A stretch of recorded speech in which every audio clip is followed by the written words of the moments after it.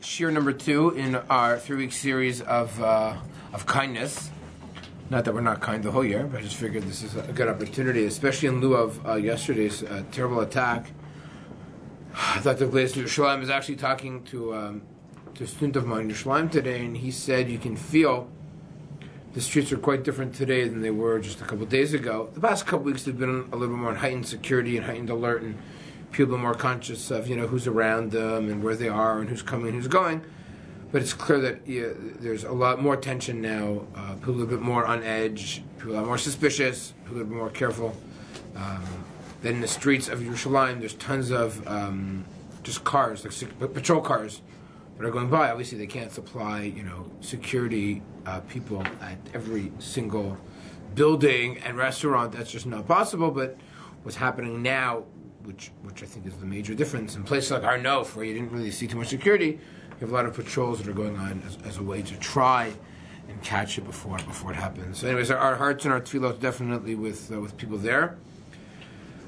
And what I want to do today is I want to discuss this amazing mitzvah of Bikur Cholim. And the truth is, the more I read about it and the more I did a bit of research, the more I actually was fascinated by the topic. And the more I realized, I don't know if I really thought of it so much before. Like, I've visited many people in the hospital, and I've visited friends. And in fact, last night, a friend of my son had surgery. My son's friend had surgery yesterday. Not serious surgery. It was day surgery, but he's missing a couple of days of school. So I dropped them off there along with a bunch of their buddies, for like half hour, an hour, just after school, just to hang out with him. And it's something which I think we do, and we do it because they're friends of ours, or we do it because there's family of ours. But the question is, there's maybe a lot more that we could do. If you have the right mindset, it's clear that Chazal wanted us to be in a certain mindset to perform this mitzvah properly. So let's begin. Let's take a look at the Rambam in source number 1. The Rambam writes, Mitzvat aseh shel divreihem levakir cholim. So it's worthwhile mentioning for the Rambam anyways, all the mitzvot, when it comes to, for lack of a better term, chesed, right? Like fall under the biblical obligation of V'avtocha kamocha, but how they manifest themselves, like Bikur Cholim, Nichum Avilim, Havayat Merach, Nasar Kala, all those things are rabbinic in their scope. You follow how it works? So there's a biblical obligation called V'avtocha kamocha, but how does it manifest itself? How is that practical? How does that play out? Answer: Bikur Cholim, Nichum Avilim, and all those things. So that's what the Rambam lists in number 1, right? That's what he goes on to say, right? To levayot orchim, to even not just to have guests, but even give them a leviyah, even to escort them out of one's home. V'litasek b'kol tzarkei kvura, not just going to levaya, but I don't know, but even making sure that there's a cemetery. Like, people have to deal with these things, right? Cemetery blocks, and burn the body, right? Laseit al katef, so that take the deceased and to place it on one's shoulders. That's what they used to do. Today we use, today in North America, we don't place the dead on our shoulders anymore. We use coffins, right? In Israel, they don't use coffins, right? They actually bear them the way they are. The first time I went to a funeral in Israel, it totally freaked me out. I was not ready for that. Again, the various process of gvura, and also chatan v'kala, or kala v'chatan. And not only that, but also to eat with them. We know they're not just. By the way, I remember Rav Soloveitchik used to say, you can feel the mitzvah of simchat chatan v'kala. Not everyone's a good dancer. Not everyone's such a merry guy, merry gal, And especially, imagine if you never met the chatan kala before. Then you know you're there, right? Sometimes if you're friends with the guy, right, and you're a female, you're on the female side, or if you're friends with the grandparents, right? Oh, that's probably not in your case, but right. So the grandparents invited you to their grandchild simcha. You have no idea who they are. You've never met them before. It's like your grandparents' best friend, or in the business associate. The bride and the groom don't care if you're there. So Rav Soloveitchik says, you give them the mitzvah, give them a good present. If you give them a good present, all of a sudden they're going to go to their grandparents and say, hey, who's Cohen? Who are they? I've never heard of them before, but they gave me a nice check. Trust me, you can fill the mitzvah very nicely that way. Sometimes if you need to dance, fill the mitzvah of simchat chatan v'kala. Okay, just as an aside. Seems like it's making a point that there's a mitzvah of making people happy. Not necessarily have to be. Doesn't necessarily have to be. Under what? Wait. Doesn't necessarily have to be any of these. It just seems like just. Well, if a person's deceased, there's nothing happy. I don't think it's necessarily not happy. It's supporting someone. Very good. Because, you can support someone in a happy way at a simcha, or at an unfortunate event such as a levaya, you can still support someone and be there to comfort them. Right. There's no question, very good, that a lot of it is about support, and we're going to see that about Bikur Cholim especially. Right. And support comes in many different ways. That's why we're going to have to see, we understand Bikur Cholim, what about sending an email? Right? Like, are you going to have to fulfill the mitzvah of Bikur Cholim through an email? Like, can you do that? Right? What about, can you send what about if the person who's sick is sleeping? You'll fulfill the mitzvah of Bikur Cholim if they're sleeping. So we'll get there. We'll get there. So again, listen to these words of the Rambam. The Rambam says, this is considered a chesed, this is bestowing kindness that has no shi'ur. What does shi'ur mean? Has no measure, it has no limit. And what is it? Av alpi. Listen to these words. Sheko mitzvot elim divrayhem. Even though, this is what I was mentioning a little bit earlier, even though this is from the rabbis, it's all bichlal vafta l'recha kamocha. So again, as I explained before, the biblical mitzvah is vafta l'recha kamocha. How it manifests itself is through divrei Chazal, who said, bikur cholim nuchum avilim, etc., etc. Okay, fine. Kol dvarim shata rotzeh shiyasu otam l'cha l'achirim, aseh ota otan l'achicha b'torah mitzvot. You want these done to yourself? Do it to others as well. Now here we go. Here's bikur cholim, right to the chase. Bikur cholim mitzvah lakol. We are going to see there are certain. Can anyone think of a mitzvah that pertains to another person that's not applicable to everybody? Meaning, when the Rambam writes bikur cholim, everyone's obligated, and everyone does bikur cholim. There's actually one famous case which has to do with a biblical mitzvah that pertains to somebody else. That certain people, excellent, very good.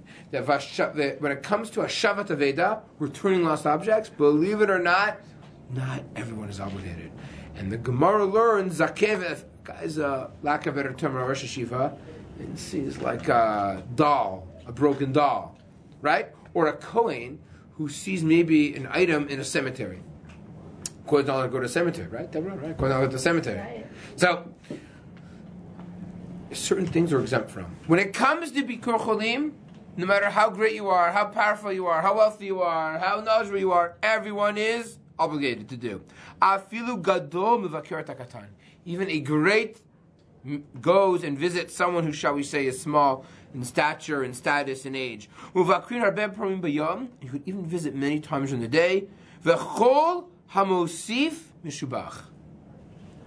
Whoever adds to it is praiseworthy. Now, there's another expression the Rambam uses. V'chol hamar berez mishubach is actually only mentioned twice in all of the Rambam, right? But when he uses the words v'chol hamosif mishubach, he wants to quantify it. But what's the condition with visiting the sick? And this is going to begin to give us some type of parameters what it's all about. And what is it? Ubilvad shelo yatriach. Right? What's it dependent on? Visit as many times as you want. But what's the critical stipulation? Shelo yatriach. That it won't be Won't be too much for them. Won't be too much for them. So already, and if you want to fulfill this mitzvah, you got to put yourself in their shoes and say, wait, do they want this? Do they not want this? This cannot be about me. You visit somebody for yourself, you're totally missing the point of Bikur Cholim. Bikur Cholim is for the sick. If it's for selfish reasons, if it works well with your schedule, it's not what it's all about. It's all about the other. And this is an amazing one. Listen to this Rambam. V'chol mevaker et hacholeh. Whoever visits the sick, ki'ilu natal chelek michalyav v'kam alav. If you visit the sick, it's as if you've taken some of their sickness and made it better for them. Right? The Gemara uses this term called ben gilo. The Gemara uses a term that says when you visit somebody, you remove 1/60th of their sickness. But don't you get it? What? Oh. So the Rishonim say, I don't understand. What are you talking about? If a guy is sick and I get 1/60th of his sickness, that's not good. So the Rishonim understand it to mean, no. 1/60th is... when do we hear the halachic term of 1/60th? Bit of Shishim. Meaning, so if you get it, it doesn't matter because it's nullified in who you are. You follow? That's what it's trying to say. What if you're already pretty sick? You probably shouldn't go visiting him anyway. Yeah, right. Then you're doing it for the wrong reasons. Then you want to get them sick. That's not good. Or you might get them sick. I don't know if you will get them sick. Does he define what a chola is? Like how sick somebody has? Like if it's just a cold, is that the same mitzvah as visiting somebody who's terminally ill? Or? So we will see there's going to be a distinction in the level of sickness.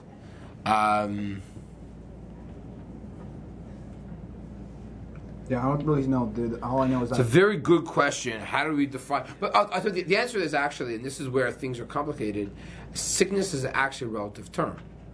You know, let's face it, two people could have the same ailment, and one person could be in school, the other person could be lying down in bed.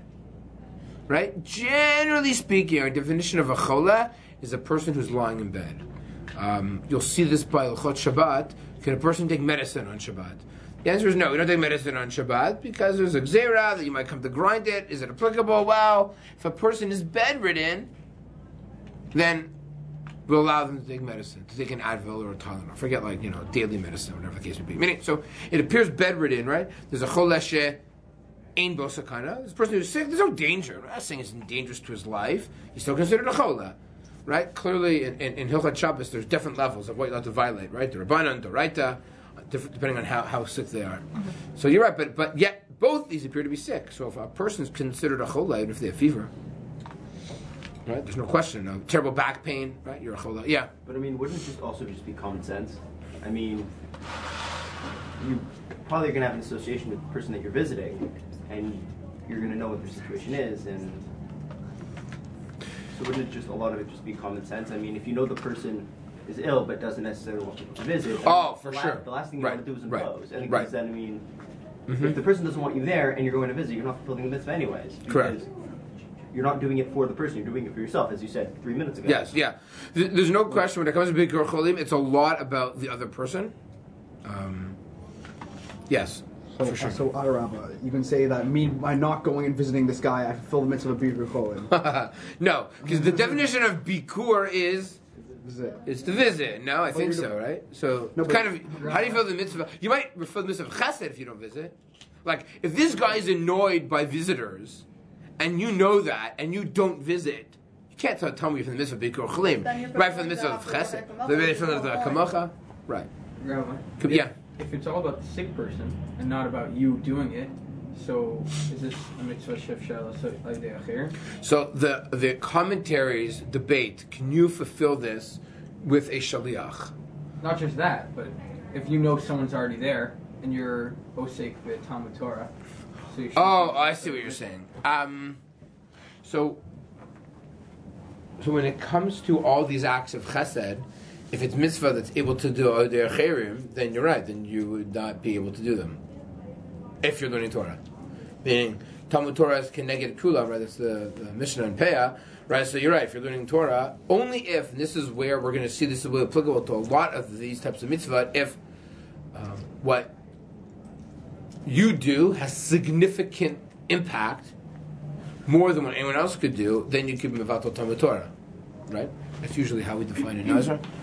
Right? Like if you visit this person, it's totally different than if all these people can visit them because you're much closer to them. Right? Or you know what to say, you're kinder, or you're more thoughtful. Okay. Now listen to this. Are you ready? So again, if it's true that when you visit somebody, you remove their sickness. By the way, I meant to look for it before, and I just slipped my mind. Isn't it from medical journals? Isn't the source for that from Yosef and Yaakov or something? For removing sickness? Yeah, because it says when Yosef walks in, Yaakov sits up or something. So he was able to. He gained his strength. He was not able to sit up. Yeah, the Medrash brings that. Yeah. Medical journals will tell you that if you have someone in the hospital that you know, they are much more likely to receive better care if they have advocates for them, and they are much more likely to recover if they have people who actually visit them. There's no question there's a psychological effect upon healing. It's not just about medicine, it's not just about tests, it's not just about whatever the case may be, but medical...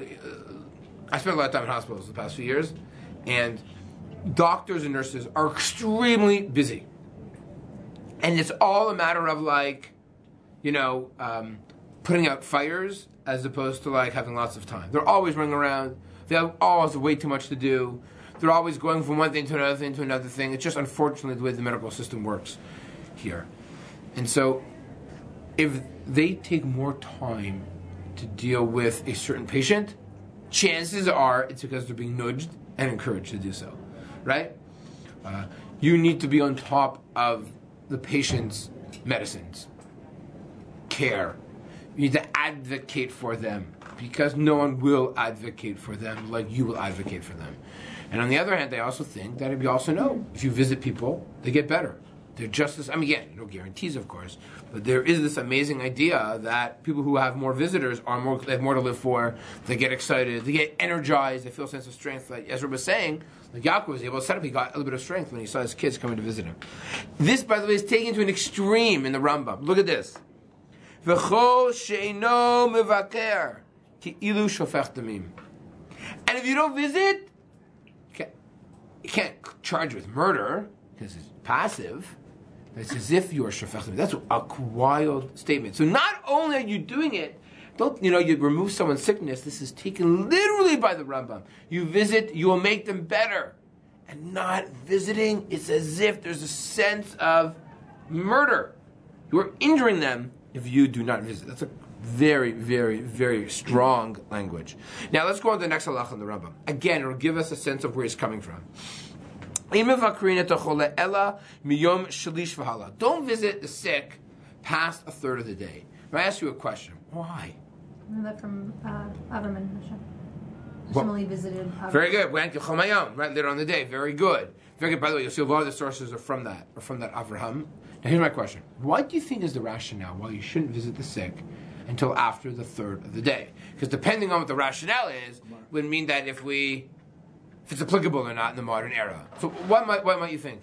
Isn't there a Gemara in Brachos that talks about that if Chola feels his worst at the first 3 hours of the day, and at the last 3 hours of the day he feels his best. So the thing is, those are. It's not reversed? I don't know. May have messed it up. Okay, it won't really make a difference. Yeah, go on. And therefore? Right, so therefore you may not be dealing with this guy in the best possible way because you're not fully assessing the state. And why does it matter if you're not assessing it properly? I guess care. Very good. Excellent. Davening for him. Davening? Oh, those are the two opinions. Care and davening.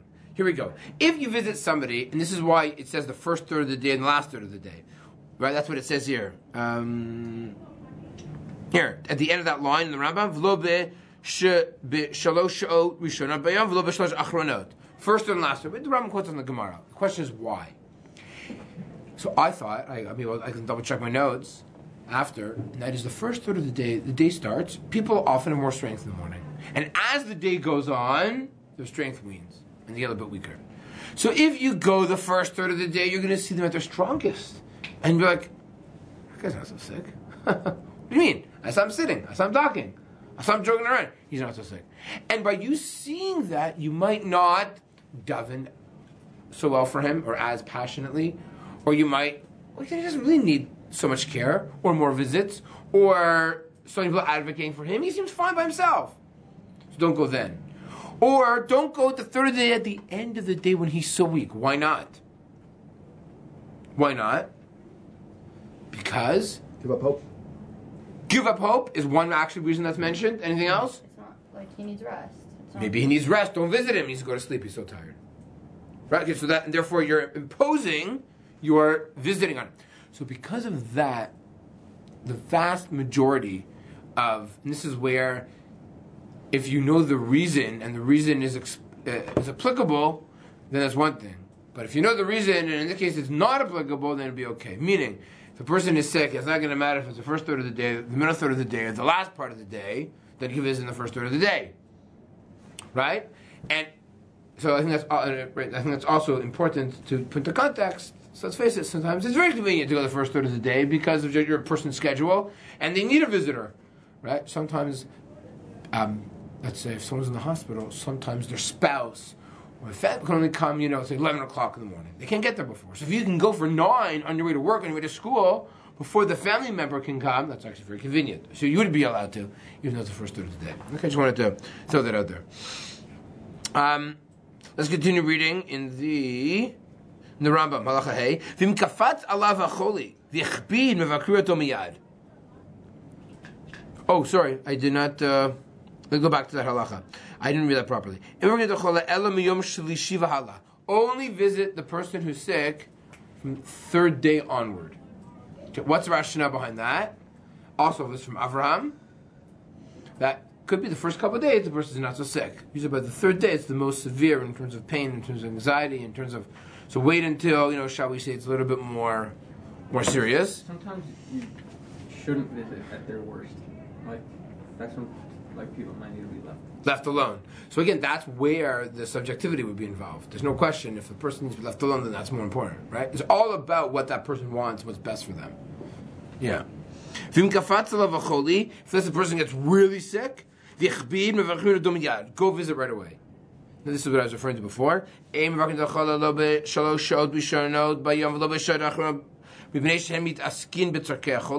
Let's say they're busy. The doctors and the nurses are busy dealing with the medical patient.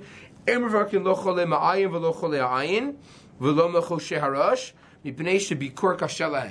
certain people who have intestinal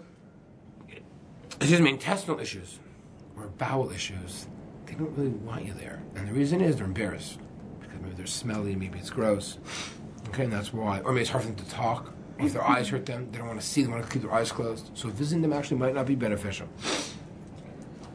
Okay, let's just jump to the end of Lachavav. Mevakesh alav rachamim v'yotzei. This is going to be a very, very important part of Bikur Cholim. Davening for a chola might be the most important component of Bikur Cholim. Now, I guess to do that in front of them might be problematic. You know what I mean? Like if all of a sudden you start saying, oh, what's your name? I want to daven for you right now. You don't look good. You really don't look good. You know what I mean? Like that might not be the right thing to do. So you have to do that. Obviously, that's a sensitivity. If you start if they're looking at you and you start mumbling, Shir Malas and Mimakim, they're looking at you like, oh my goodness, It's not so bad as if you started mumbling with Vidui. Vidui would definitely be worse, right? I was actually thinking about that. I wasn't going to say it, but okay. There you go, right? That would be a lot worse. So, there's no question that you have to really... Okay. Now, what is the source for Bikur Cholim in the Torah? So, we mentioned the Avraham, and there's another source that's actually from Parshat Korach that the Gemara in Nidarim learns from as well. But I want to move on to... Here. Look at the second paragraph. Tiny Bikur Cholim ein la shiur. There's no measure. There's no limit. Ma'in la shiur. What does that mean? Savar Rabbi Yosef l'meimor en shiur l'matan schar. There's no limit. There's no amount of how much reward one can get. Amar le'abaye v'chel kol mitzvah mi yesh shiur matan schar. We don't know the amount of reward for any mitzvah. After all, we learned in the Mishnah havei zaher mitzvah kol kachamra she'ein ata yodea matan schar shel mitzvot. Elamar abaye afil gadol itzok katan. No, meaning there's no limit. We don't prescribe to it any limit. That a katan and a gadol to a katan. Rava says even 100 times during the day. The next line the Gemara says whoever visits the sick literally removes 1/60th of their pain, which is an amazing idea. So if you visit him enough, you should have no more pain, you're saying? So in theory, no, because I'll tell you why. Because you get 60 people in there. No, because if you know anything about math, right, so it's 1/60th of what was already existent, there'll always be something left. Okay, but... I guess the 60 people do it at once. No, because you're only removing a 60th, but there's always still something This can't left. be taken literally. That can't be taken literally. It's not. So what does it mean? It means what the Gemara here is trying, I think, to demonstrate is that Make the person feel better. right, you're removing something that's not going to affect you because it's batel, but it's going to help us. It's going to help them. There's no question it'll help them. Because why? Because just like in halakha terminology, if you have 60 parts of meat and one part of milk comes into it, and it gets all mixed up and you can't figure out where that milk is, right? Then you get to have your mixture. But if there's 59 parts of meat and there's one piece of milk, all of a sudden the whole thing is in trouble. So what I think it's trying to show is that it has if you go from 60 to 59, it really has an impact. So that's what it's trying to say. By you coming, you're like, well, what am I going to have? No, you're taking away to go from 60 to 59. That's exact bittul, right? We see that it has an impact. That's what Chazal mean by that number. It's not a statistical number. It's not a mathematical number. It's not a scientific number. It has a purposeful number to it. But when 60th is actually impactful, it can change the status of something. From meat to, so, but it's not just meat to milk, by the way, it's 160th. So, okay. Source number 3 is a Gemara, very famous Gemara in Sota, that basically says, how is that we can cling to God? Achrei Hashem telechu. How can we go after God? Right? Imitat today. How can we imitate God? God is after a fire. Answer is holech achar midotav. Go after God's nature. Just like God is malbish aramim, gave clothing to Adam. You should be malbish aramim. Just like God is bikur cholim, God visits.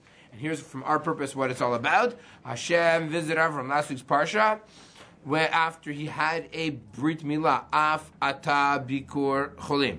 Look at the other cases, it's not our topics, I'm not even going to read them. And this is what's amazing. There are those, believe it or not, who hold that bikur cholim is a separate mitzvah on its own midoraita. There are Rishonim who, because of the biblical source, even want to argue that it's, unlike the Rambam, that it doesn't just fall under Vavdu Chakamocha, but there's something so important about Bikur Cholim, it's a separate biblical mitzvah on its own. Why? Because of the limud that we saw also from the from Korach. And also, if you take a look at 4, Vayira Lav Hashem Mikan Shemidat HaKadosh Baruch Hu Levaker Cholim. Again, we see here that even God Himself was Mevaker Cholim. Okay, question. Questions are as follows. What about the following case?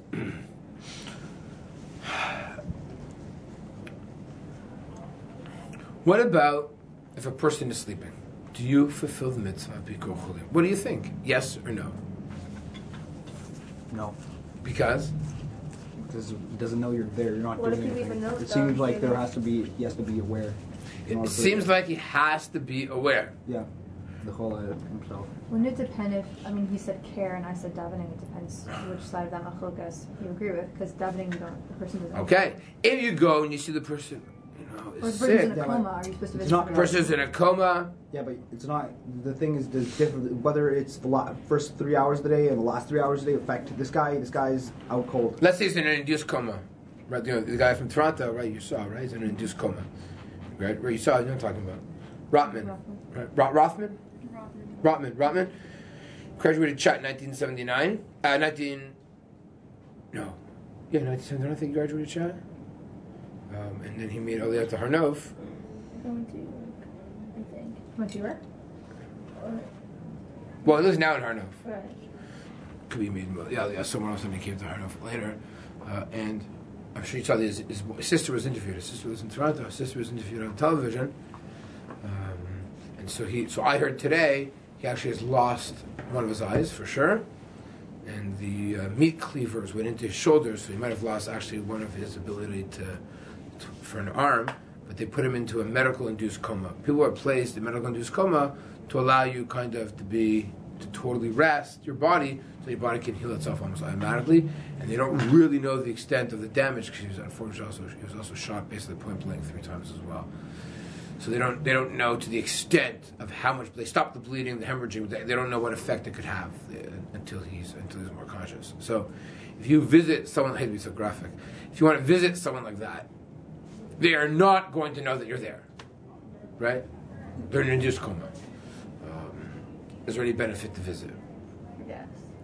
Because you don't know if subconsciously something about you being there is impacting them. You can't tell. Okay, Deborah makes a point that we'll never be able to know, right? We don't. When we say a person's in an induced coma, does that mean they're alive? They know there's something going on. How can we measure that? How can we assess? How do we know you're right? But not just that, also, it might not be related to, Bikur Cholim, because that's directly to what's beneficial for the sick person. Mm-hmm. But going to visit someone who's sick could give, empowerment to the family also. Okay, very good. That appears.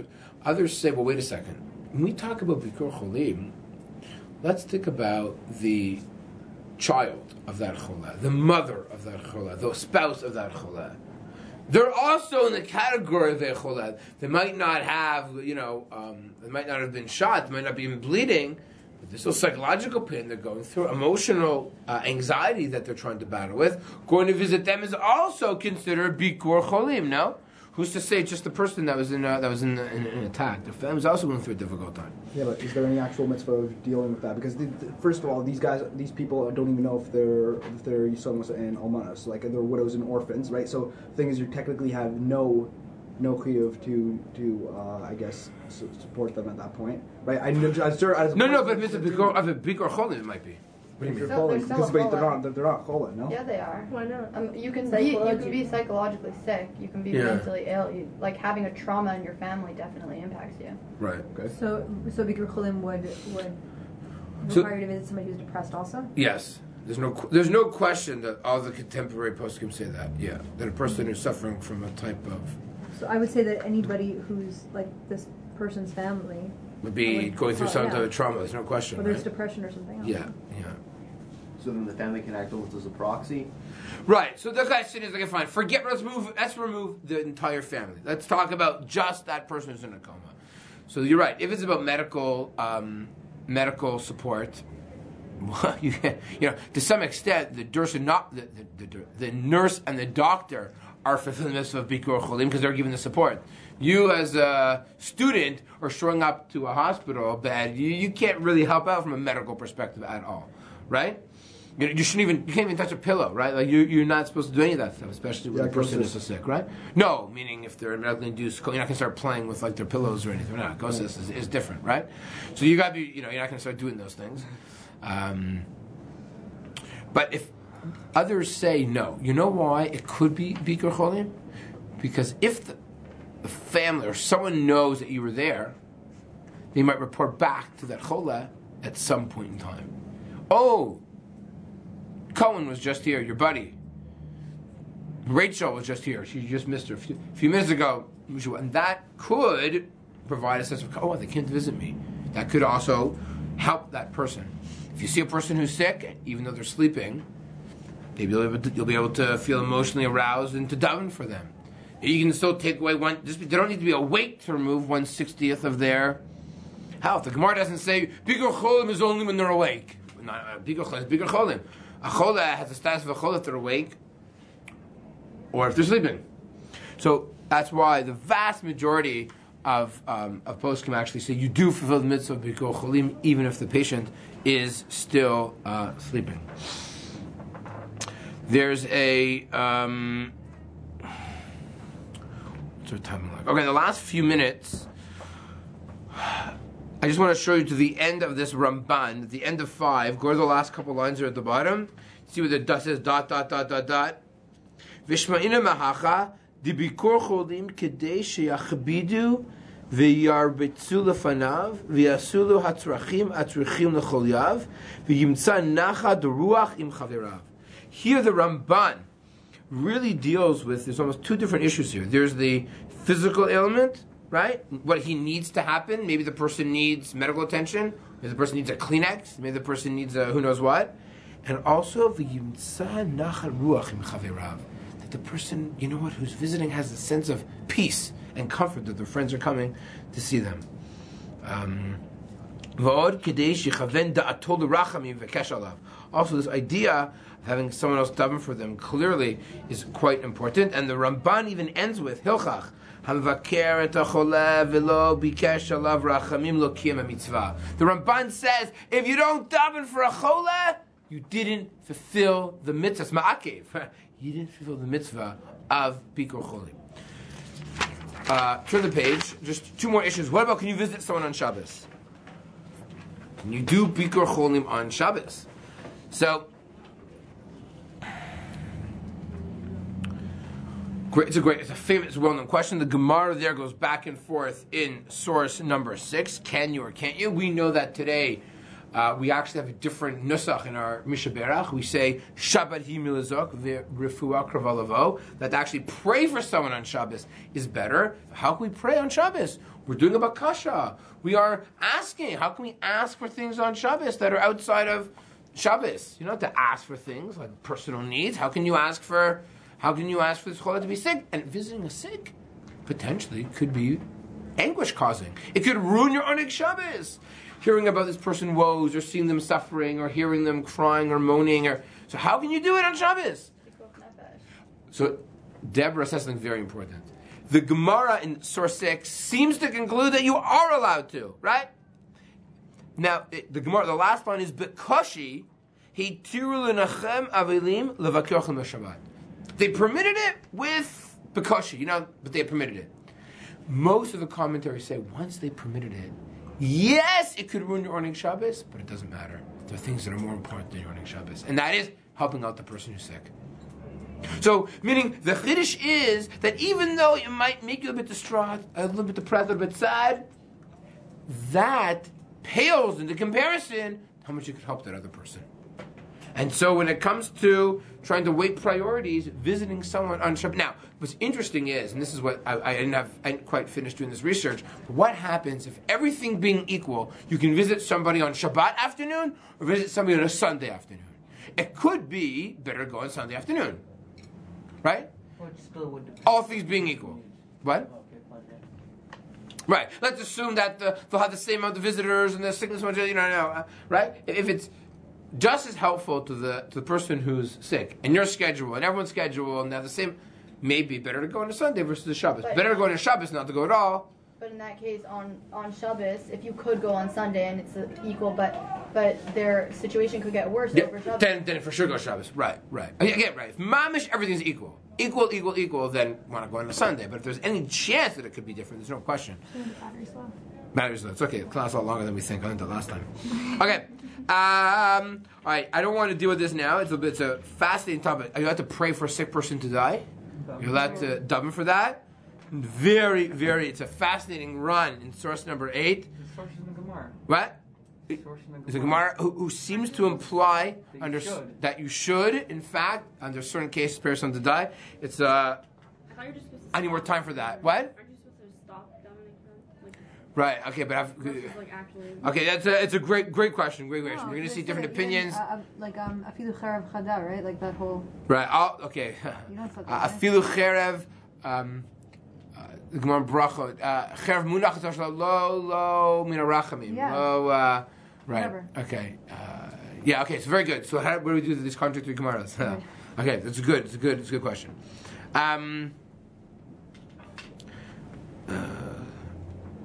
Okay. Let's. So questions that I just mentioned there. Should you visit a non-Jew? No. So Darchei Noam, it mentions that in fact, this is what's interesting, you might even fulfill a mitzvah if you visit a non-Jew. Might not be V'avrecha Kamocha though, because that might be only B'Torah B'mitzvot, but nonetheless, it appears that you can still, if you can help them and pray for them, so why does it matter if you pray for a Jew or for a non-Jew? Again, if it provides that person with a sense of comfort, right? Could be. What about visiting your enemy? So Deborah says no. Most people say probably not a good thing because it will cause that person anguish. Right now you can't, I hate you. Oh, now you're coming to visit me when I'm about to die. I'm dying next week, so now you're coming to visit me. That might not go over so well, right? What was that? If, however, maybe it'll lead to a sense of making shalom and a peace, or if they're not aware of it and their family would appreciate it, that might be permitted.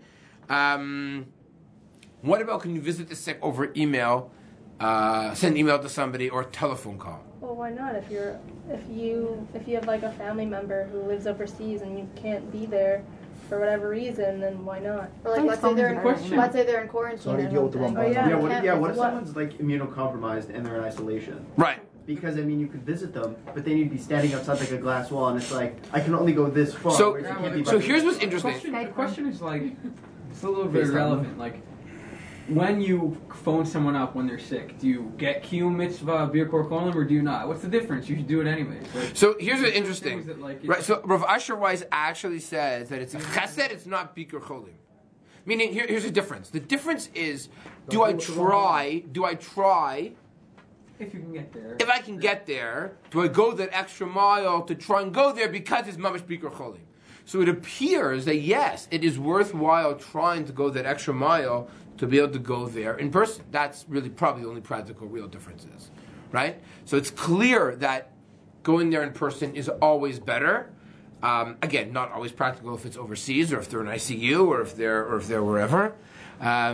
Writing a letter, I guess it'd be the same idea. Maybe it's an email. Maybe email is more personal. I'm not quite sure. Can you go visit someone who's really sick if you're worried that you will become sick? No. So the Ramah says, don't worry, you'll be protected.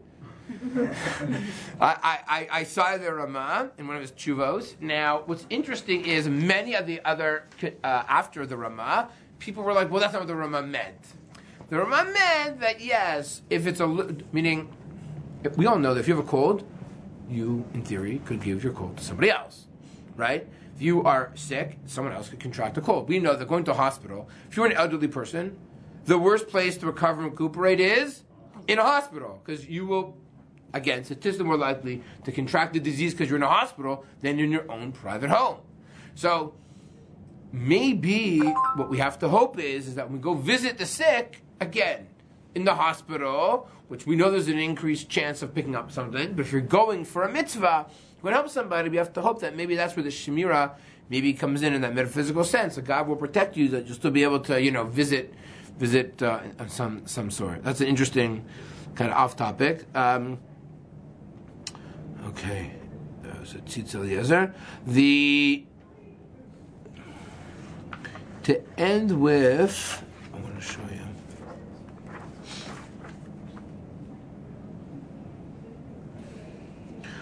Here, so it's the actual. It's the Shulchan Aruch itself says you're supposed to visit non-Jews because of Derech Shalom. Here, what's more important? If you have an option to do Nichum Avelim or Bikur Chulim, which one should you do? To make a Shiva call or to visit someone who's sick? Which one should you do? I feel like I think it's bigger column. No, I feel like not.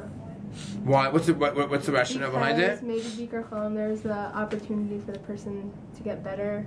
I don't know. I'm just putting it out there. Like, there is a chance that a person will still live, but a person who died doesn't have opportunity to. Okay. Are you saying that if you do Bikkur Cholim, you're going to miss like Nichum Avelim? You can't do that later in the week. Like Shiva's going to be over. So I don't know. So the problem is, and this is what I'm left with. The last lines at the end of your sources were two things that I didn't really have time to look into enough. One was changing a person's name. So when do we change a person's name in terms of someone who's sick? Under what's the context, and when do we do it, and how do we do it?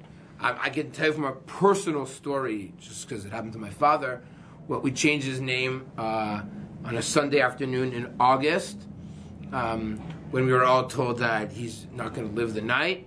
We added his name about 6 or 7 o'clock on a mincha on a Sunday afternoon. By the next morning, he was pulling out his respirator, asking for a cup of coffee, and he lived for another 4.5 years. So I can that's from a personal happened to me story. Obviously it doesn't happen to everyone. So it's quite a fascinating idea of changing a name, changing a person's muzzle, changing a person's very, very interesting how to do it and when to do it. And then the last line is Nichum Avelim is Kodim Bikur Cholim. They're supposed to be Menachem Avel. Is it because it's for sure finite? The problem is that in Avel, really, really, really, although we say it's Shiva, you actually can do Nichum Avelim up until the first year. So it's true, we call it saying Shiva. If you see someone who you didn't have a chance to make it to the Shiva house, you still say Makim Menachem Etchem for sure the first 3 days, and it's for a parent, it could even be the whole year. So that's what I don't really know, I have to think about that a little bit. My gut reaction would have been Bikur Cholim, go for the person who can help out, and Nichum Avelim is, but that doesn't seem to be what the halach is, and I have to think a little bit why Nichum Avelim is perceived as more important than Bikur Cholim. But anyways, these are just some of the different aspects of the mitzvah, which I think hopefully will make us become a little bit more sensitive and how important it really is. The fact that the Gemara says, the Rambam's language is you don't visit somebody. You know what I mean? It's like Ki'ilu Shofech Damim is a pretty strong language to use. The Rambam's not using words lightly. And the fact that you can really take away a person's pain, and we know statistically and medically visiting people just helps people so much more, and to provide comfort for families. And even if, there's an amazing idea of, those of you that know anything about the Bikur Chon that we have here in Toronto, really it's an amazing system. One thing where it has not yet developed is up north. There's a very poor system for someone who needs to spend Shabbos up north by, let's say, Mackenzie Health, right, on Major Mac, right? We have yet to really create a good Bikur Chon system up there. We're looking to buy a property to be able to put up families up there. Not so simple. It's also more complicated because the Jewish community nearly isn't as developed yet up there, although it's heading towards that way.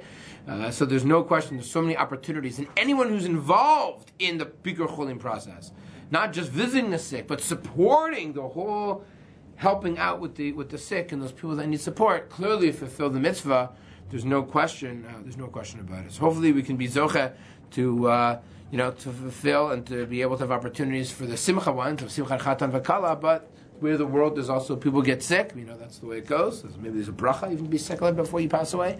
But nonetheless, we should, as a merit, all the people who are sick that we know that we don't know should have a refuah shlema speedily and swiftly in our days.